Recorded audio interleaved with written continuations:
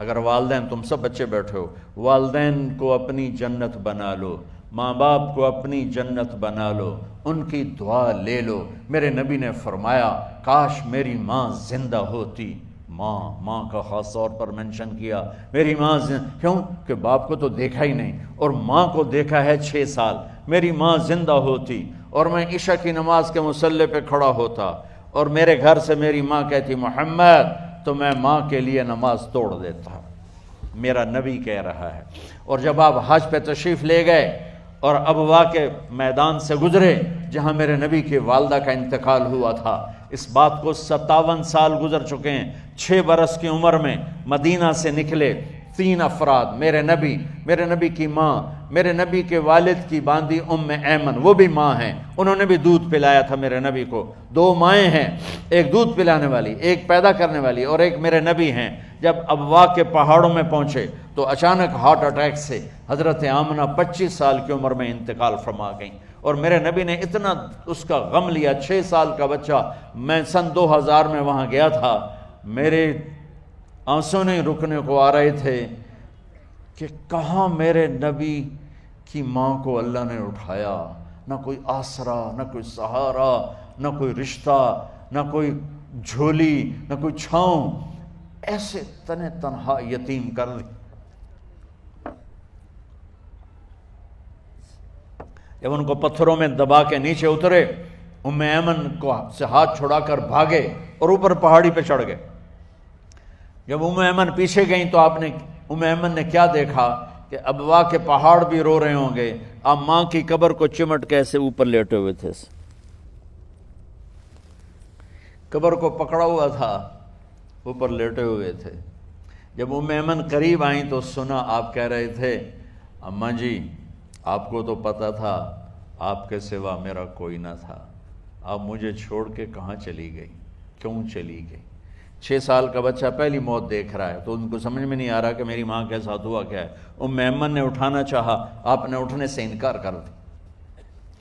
اس صدمے کو سینے میں لیے ہوئے 57 سال کے بعد، 7ویں دن بندہ رو نہیں سکتا، رونا ہی چاہے تو رونا نہیں آمدا، 57 سال کے بعد آپ اس وادی سے گزرے، اپنے اونٹنی کو ماں کی قبر کی طرف موڑ دیا، اور ان پلرز کو 3 گنا کرو تو وہ پہاڑ بنتا ہے، چھوٹی پہاڑی تھی۔ اونٹنی کو نیچے بٹھایا، اوپر پہاڑ پر گئے، اور یہ مجھے دیکھو، یوں آپ نے گھٹنے کھڑے کیے ماں کی قبر کے سرانے، اور یہ ہاتھ یہاں رکھے، اور پھر سر دیا اپنے گھٹنوں میں یوں، پھر رونا شروع کیا۔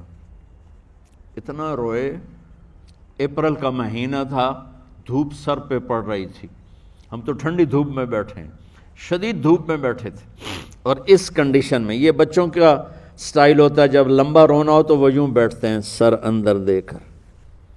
اتنا روئے کہ آپ کی داڑھی ساری آنسوں سے بھر گئی، سینہ تر ہو گیا، احرام تر ہو گیا، اور کئی گھنٹے بیٹھ کے روتے رہے۔ 2 جہان کے سردار ہو کر تمنا کر رہے ہیں کاش اماں تو زندہ ہوتی، تو مجھے کہتی محمد میں تیرے لیے نماز توڑ دیتا۔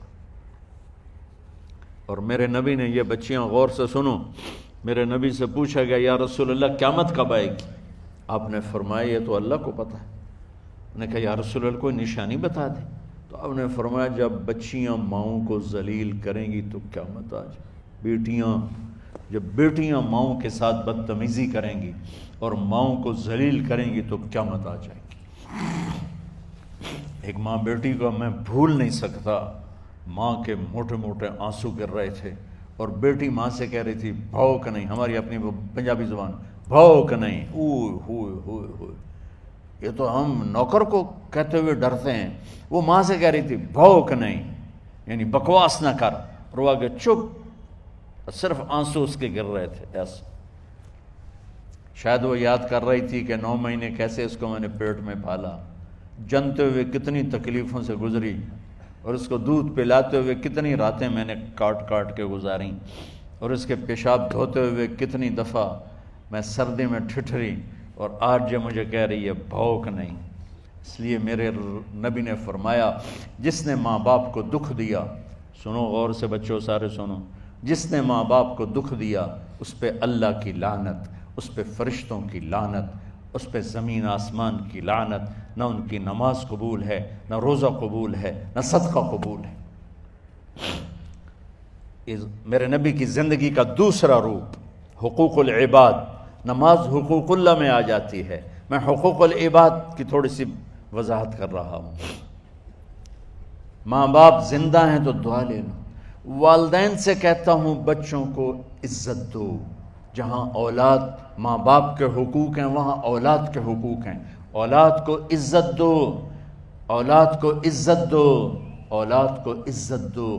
بہت سی اولاد کی نافرمانی کا ذریعہ ماں باپ بن رہے ہیں، سختی کر کے، زبردستی کر کے اور ٹھونس کر چیزیں نوکروں کی طرح سلوک کر کے۔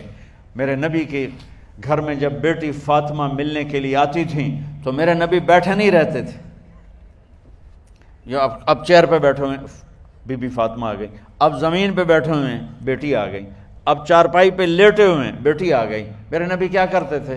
کھڑے ہو جاتے تھے، کھڑے ہو جاتے، ایک دم کھڑے ہو جاتے تھے، اور پھر کھڑے نہیں رہتے تھے، تیزی سے آگے بڑھتے تھے اور حضرت فاطمہ کا ہاتھ پکڑ لیتے تھے۔ یہ والدین غور سے سنو، حضرت فاطمہ کا ہاتھ پکڑ لیتے تھے اور ہاتھ پکڑ کے مجھے دیکھو یوں بوسہ لیتے تھے، بیٹی کا بوسہ لیتے تھے، پھر ہاتھ چھوڑتے نہیں تھے، ہاتھ پکڑے پکڑے لاتے لاتے لاتے ان کو چارپائی پر پہلے بٹھاتے تھے پھر خود بیٹھتے تھے۔ یہ باپ اور رسول ہو کر بیٹی کو یہ عزت دیتے تھے، پھر وہ جنت کی عورتوں کی سردار بنی۔